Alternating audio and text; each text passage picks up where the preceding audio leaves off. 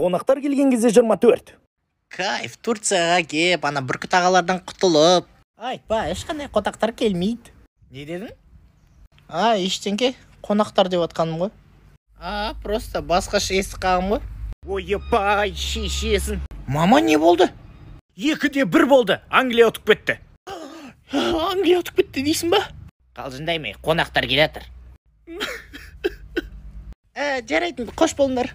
Сен қайда кеттің? Жай ештеңке, жай ғана асылып өлем. Не, мана, Турция манина. Бля, көрмей тұрсың манина. Қалай жағдай, бауырым? Қалайсыз? Ай, блядь, мен сізге қолым беріп тұрмын ғой, бетінен бір сіккенесің ау.